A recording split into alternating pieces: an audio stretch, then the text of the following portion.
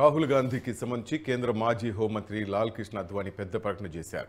నేను బీజేపీకి చెందినవాడిని అయినప్పటికీ ఈరోజు భారతదేశ సామాజిక కార్యకర్తగా భారతదేశాన్ని మంచి దేశంగా మార్చగల ఏకైక వ్యక్తి రాహుల్ గాంధీ అని భారతీయ ప్రజలకు చెప్పాలనుకుంటున్నానని ఓ ప్రకటన విడుదల చేశారు. ఎందుకంటే అతనికి నిర్ణయాలు తీసుకునే సామర్థ్యం ఉందని అద్వానీ అన్నారు. భారతదేశ పౌరులకు కొత్త దిశను అందించగలదు. హోంమంత్రిగా కూడా దేశానికి సేవ చేశాను. అయితే రాహుల్ గాంధీ లాంటి ప్రభావశీల నాయకుని రాజకీయాల్లో చూడలేదన్నారు. ఈరోజు మూడో దశ ఎన్నికలు జరుగుతున్న తరుణంలో లాల్ కృష్ణ అద్వానీ ప్రకటన వెలువడింది. ఇటీవలే మోడీ ప్రభుత్వం ఆయనకు భారతరత్న ఇచ్చినందున ఆయన ప్రకటన కూడా ముఖ్యమైనదిగా పరిగణించబడుతుంది. ఇటువంటి పరిస్థితుల్లో రాహుల్ గాంధీని ప్రశంసించడం ద్వారా లాల్ కృష్ణ అద్వానీ ప్రధాని నరేంద్ర మోడీకి పెద్ద సవాల్ విసిరారు.